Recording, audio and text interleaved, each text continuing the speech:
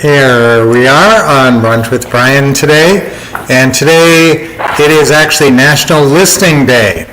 So let's talk about listening.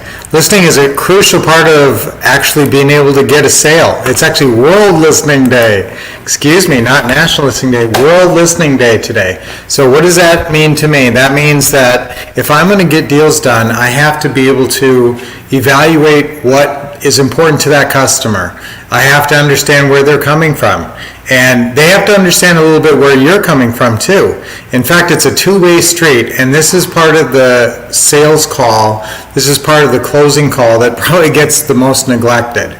And that is this part where you are building rapport with the customer. And that's how you find the hot buttons. So you got to listen. So again, it's World Listening Day today, and I want you guys to devote yourself to listening. Now, where in the call do you listen? How do you figure out what they want and need? How do you figure out whether or not you actually are a good match? And that's the whole thing. When we talk about when you're buying properties that are distressed, it's really just about the price. Okay, you got to get the right price for that property if you're paying cash. And if you don't, if you can't get a price that you're going to make good money buying it for cash and then fixing it up and then selling it probably for cash, or fix and holds now. I love fix and holds. So don't think that everything you fix you have to flip. Fix and holds are a lot better if you can figure out how to refinance it. Now, we've done a lot of these deals where you buy the house and then fix it up and then you refinance it for a long-term rental loan situation. So we have that kind of capacity, guys. If you have deals like that you'd like to refinance and pull some money out of, call our office and we can help you with that. 888-RICH-NOW. So that's important. Now, when you're talking to the seller, what's important to that seller? What do you need to listen for, and when does that happen in the call? First of all, you start off and you say, hi, I'm calling about your house, and then I'd like you to get some yeses in the beginning. And you have to listen for that. You have to say, is the house still for sale? The most important questions in the beginning are, do you have a couple minutes to talk right now? And is the house still for sale? So would they say yes to that, then you can start to get into some of the rapport building questions. Now, the rapport building questions, the simplest, easiest ones, and write this one down, is, what's the story on the house? I want them to talk. I want them to tell a story. So can you tell me the story of the house, or what's the situation on the house? Now, if you just say, what kind of shape is the house in? That's, a pretty innocuous question, and you would obviously ask that. But sometimes that will be a one-word, it's good. It'll be a very short answer. You're trying to build rapport at this point. So again, this is after the questions in the beginning. And then before you get into what you do. Now, in a second, you're going to say this whole thing about explaining what we do with seller financing, or with, depending on what kind of a property you're calling on. Now, sometimes if you're calling on a distressed property, anytime you're calling any kind of property, distressed or not, you should be asking if the seller is willing to take monthly payments.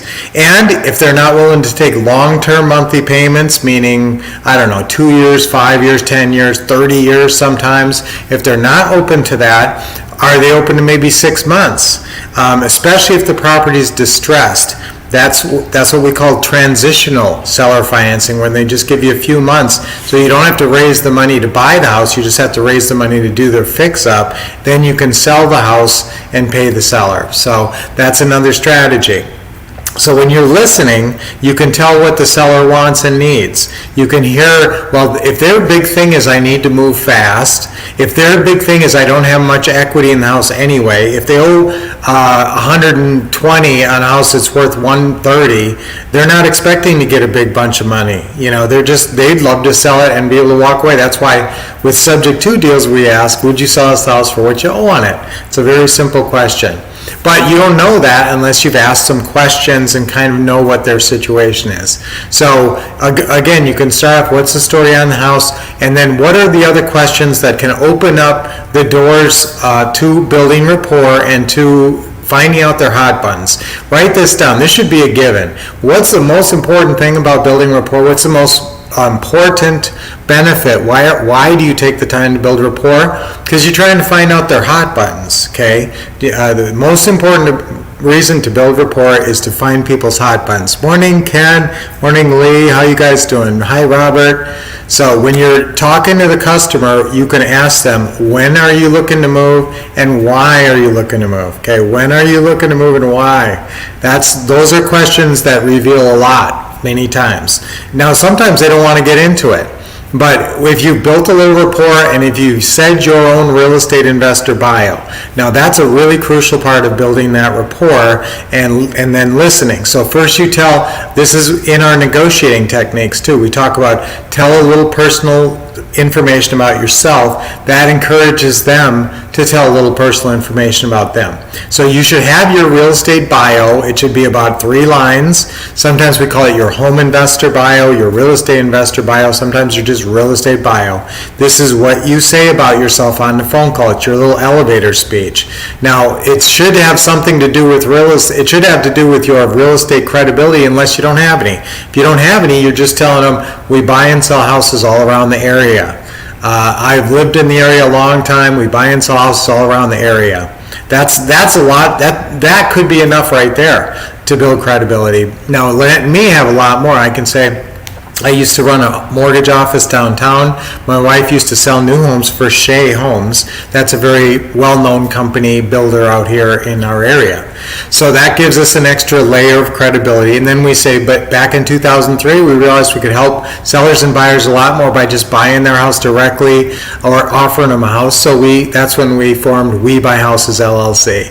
So now we've been around since 2003, so almost 20 years. So you guys don't necessarily have that, but pull something out if you have it. If you don't have it, you don't necessarily need it. Just say, we buy and sell houses all around the area. Now, hopefully you're asking them questions, so when are you looking to move? Now, ask in a real nice way, in a very conversational way. If you read our scripts, they're so conversational, you're just going to sound like you're just talking. If you practice them a few times, anybody sounds stiff the first time they read a script, but practice it a few times and then it's going to sound nice and natural. So ask questions and then really listen. Did they already move out? Are they making double house payments? Is the house kind of nicked up? Sometimes that's the thing. They had a realtor over and the realtor said, you better fix it, you better replace this carpet, and you better paint the walls, and you better take that fridge out, and they don't have the money or the time or the will to do it. So that's why they called you. Okay, so when you find a house like that, that's a great opportunity, but you don't know until they tell you, well, I had this realtor over here and he said I needed to fix some stuff up, or when you say, well, what kind of shape is the house in? Well, it's a little beat up, and hopefully they go on and expound and give you more information. Every little tidbit is important, and a lot of times that's where they reveal the hot buttons. Sometimes it's all about price. Sometimes they say, well, I paid this and I don't want to take less than this, and this is the most important thing. That's great. I love it when price is the big thing for them, because that's what we can do. We can pay full price. Guys, if they give us nothing down, 30 years and a low monthly payment, I'll pay full price. I'll pay more than full price. It's still a great deal. So let them tell you. Listen. It's national or world listening day. So let them tell you why they will do business with you.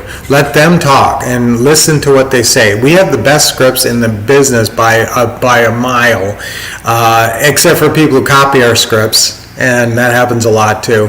But with our scripts, guys, you're going to be able to build that rapport. You're going to sound conversation. You're going to be able to make those deals happen. Okay, so listen for success. Let's say that. That'll be our affirmation for today. 1, 2, 3. Listen for success. Listen for success. Listen for success. Yes, because then you find the hot buttons and you can deliver. Okay, let's take our deep breath in. Nice deep breath in. Big smile. Oh, that's a nice. We played pickleball for about 2 hours and 15 minutes yesterday. Big smile. So that helps us keep in shape, Lynette and me. Get a sport or an activity you really love to do. That's a great way to stay in shape. Oh, and I love deep breathing. So Grace, awesome day today. Go out there and get them. Go get them on Monday. I love Monday. Fresh start Monday. So until I see you next tomorrow, keep expecting success. What else you